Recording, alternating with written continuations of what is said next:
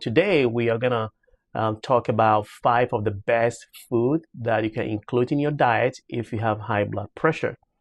Now, again, I'm Dr. Moses. I am one of the hospital internal medicine doctors, and I'm here to provide you with medical information so that you and I, especially if you are over 40 years old, we can live a healthy and a longer lifestyle.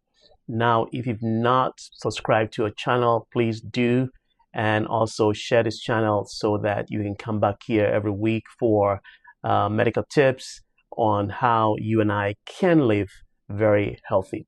So the first group of food substances that has been proven to help manage blood pressure when incorporated into your diet is leafy green vegetables. Things like spinach, kale, Swiss chard, collard greens.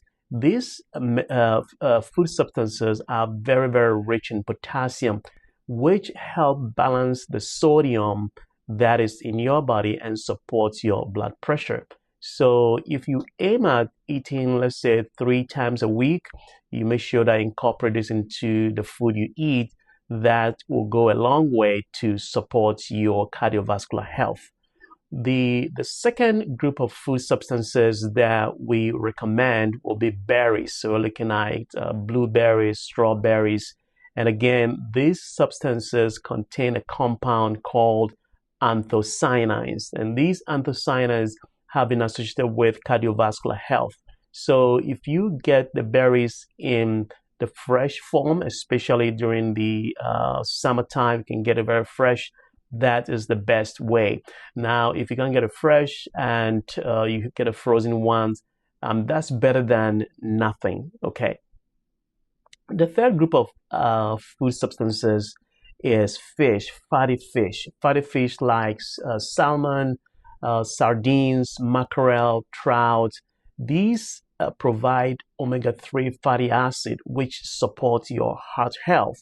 And so they will contribute to modestly improving your blood pressure. And again, you want to eat this as part of your healthy heart diet. So aim for like 2 servings per week, unless otherwise, unless your provider tells you otherwise. So this is very, very important as well, and they'll help, to manage your cardiovascular health. The fourth one is beets. Beets naturally contains nitrites, and so these nitrites are they contain nitrates, and so these nitrates are converted into nitric oxide, and nitric oxide will relax the blood vessel and therefore causes increased flow of blood vessels, and these dilation of blood vessels will cause your blood pressure to get low. In fact, there have been studies, some studies have proven that even just drinking beetroot juice alone can temporarily decrease your blood pressure. Now, make sure that you are not getting the commercial juices because they contain a lot of sugar and you want to avoid that. So if you want to do a beet juice, get a beet yourself, peel it, clean it, and make the juice yourself at home, and you get that benefit from it. Okay. Not the last, but the fifth kind of food substances that also is very rich in potassium is banana. Banana actually is very, very rich in potassium.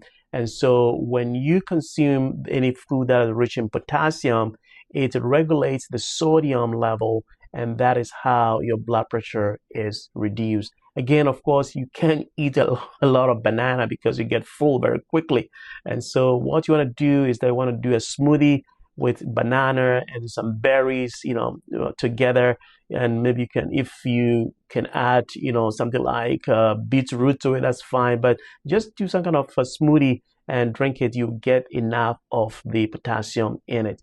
Now, just this is a bonus tip for you. I don't want to leave this platform without getting this information, because food alone may not be enough, especially if you have very high blood pressure. So you want to combine this to get a great benefit. You want to combine this with regular exercise, maintaining a healthy weight, stopping smoking if you're a smoker, don't drink too much alcohol, and also making sure that you are taking your blood pressure regularly to know where you are at.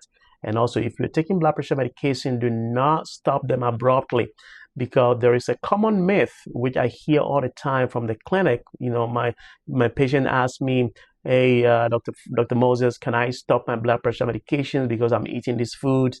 And what I tell them that no, do not, because you need to take a record of your blood pressure, even if you combine these food substances with your blood pressure medications, and if your blood pressure is becoming too low, and with the food that you're eating regularly with the blood pressure medication, then it's time to go in and talk to your doctor so the two of you can work together to see which medications, especially if you're taking many medications, which of them to eliminate since you're doing so well.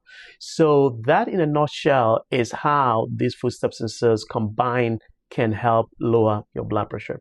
Now, if this information has been helpful to you and you are not subscribed to the channel, please subscribe to the channel or share this information with someone who has high blood pressure, and then we together we can live a healthy lifestyle. And as we turn into our 40s and growing older, we want to manage our blood pressure very well, because it's one of the risk factors that you can manage to avoid things like heart attacks, strokes, or kidney disease. So again, I want you to stay tuned, because next week on the next episode, we are going to discuss very, very important information.